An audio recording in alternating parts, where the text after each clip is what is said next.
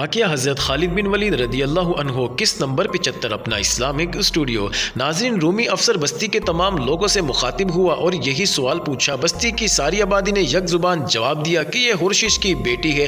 رومی افسر کو معلوم نہیں تھا کہ ان لوگوں نے آنکھوں ہی آنکھوں میں ایکا کر لیا ہے اور یہ لوگ جان گئے ہیں کہ ہرشش کی بیٹی کی قربانی کی خبر کسی غدار نے فوجیوں تک پہنچا دی ہے، اور اگر اس افسر نے ثابت کر دیا کہ یہ خبر صحیح ہے تو کوئی بعید نہیں کہ یہ بستی کو ہی آگ لگا دیں گے۔ ناظرین، پہلے بیان ہو چکا ہے کہ ہرکل اور اس کے مقرر کیے ہوئے اسقف اعظم قیرس کے دلوں میں ان لوگوں کے لیے ذرا سا بھی رحم نہیں تھا جو ان کی سرکاری عیسائیت کے خلاف تھے۔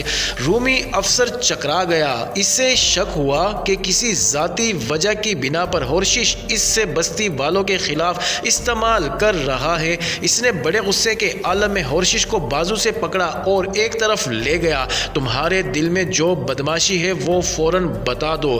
رومی افسر نے کہا، نہیں بتاؤ گے تو یہی سب کے سامنے تمہارا سر اڑا دیا جائے گا۔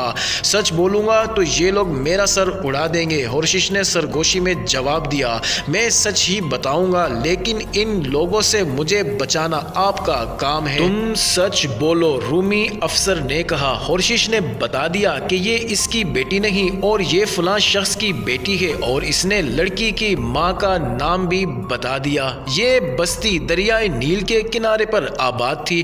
وہاں کنارہ خاصا اونچا اور چٹانی تھا، وہاں سے دریا مڑتا تھا اور پاٹ تنگ تھا، اس لیے وہاں دریا گہرا بھی تھا اور اس کا جوش و خروش بھی زیادہ تھا۔ لڑکیوں کی قربانی اسی کنارے سے لڑکی کو دھکا دے کر دی جاتی تھی۔ جس لڑکی کی قربانی دی جاتی تھی اسے نیل کی دلہن کہا جاتا تھا اور اسے ایک مقدس آسمانی مخلوق سمجھ کر یاد کیا جاتا تھا۔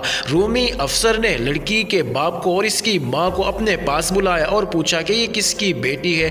دونوں نے جواب دیا کہ یہ ہرشش کی بیٹی ہے۔ ان لوگوں کے مذہبی جذبے کا یہ عالم تھا کہ لڑکی کی ماں نے رومی افسر کو ایک دو باتیں بڑے غصے میں کہہ ڈالی اور یہ بھی کہا کہ تم لوگ ہمیں ذلیل و رسوا کرنے کے لیے آ جاتے ہو۔ رومی افسر نے سچ معلوم کرنے کے لیے ایک انوکھی ترکیب سوچ لی۔ اس نے لڑکی کو بازو سے پکڑا اور دریا کے بلند کنارے پر جا کر کھڑا کیا۔ دو سپاہیوں کو حکم دیا کہ وہ لڑکی کو کنارے سے ذرا پیچھے رکھیں اور اس کے دائیں بائیں کھڑے رہیں۔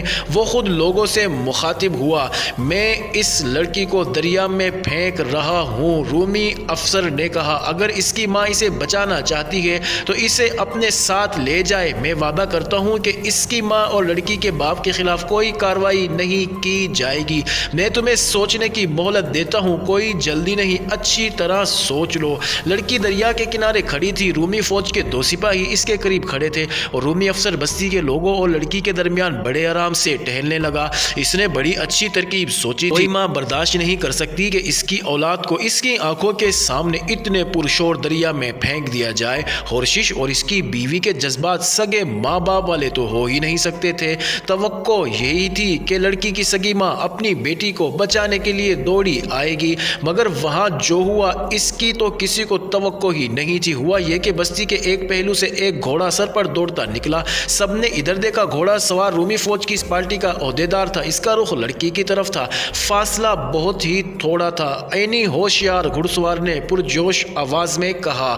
لڑکی نے ادھر دیکھا، سوار سر پر دوڑتے گھوڑے سے لڑکی کی طرف جھکا اور دایاں بازو اس کی طرف پھیلا دیا۔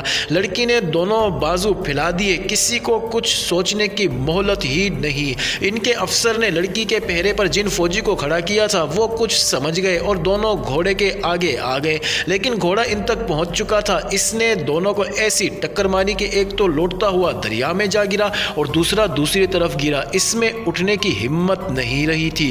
گھوڑے کی رفتار اور تیز ہو گئی اور جب گھوڑا آگے نکلا تو لڑکی کنارے پر نہیں تھی بلکہ سوار کے پیچھے بیٹھی ہوئی تھی اور اس نے دونوں بازو سوار کی کمر کے گرد لپیٹ لیے تھے۔ فوجیوں کے گھوڑے ایک طرف کھڑے تھے۔ ان کے افسر نے تعاقب کا حکم دیا، لیکن تعاقب محض بیکار تھا۔ یہ سب چند سیکنڈ میں ہو گیا۔ فوجی اپنے گھوڑوں کی طرف دوڑے، کود کر سوار ہوئے اور اپنے عہدیدار کے پیچھے گھوڑا دوڑا دیے۔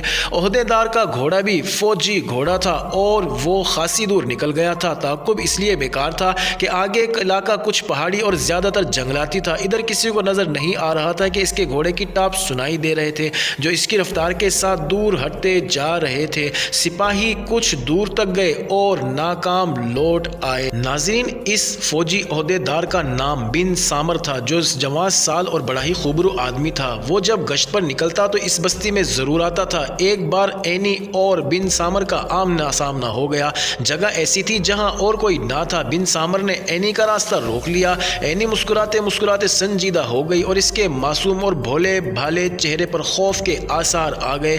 تم فوجی ہو نا؟ اینی نے کہ تم سمجھتے ہو کہ جو چاہو کر سکتے ہو؟ ہم لوگوں پر یہی الزام کافی ہے کہ ہم قبطی ہیں اور بادشاہ کے مذہب کو نہیں مانتے۔ تم مجھے زبردستی اٹھا لے جاؤ گے؟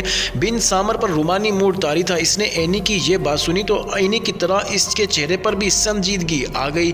وہ ایک طرف ہو گیا۔ اینی شاید بن سامر کے چہرے کے بدلے ہوئے تاثر سے متاثر ہو گئی تھی۔ بن سامر نے اسے راستہ دے دیا اور اسے بھاگ جانا چاہیے تھا لیکن وہ وہیں کھڑی رہی۔ معزز ناظرین، جاری ہے اگلی ویڈیو۔ قسط نمبر 76 میں دیکھنا مت بھولیے گا۔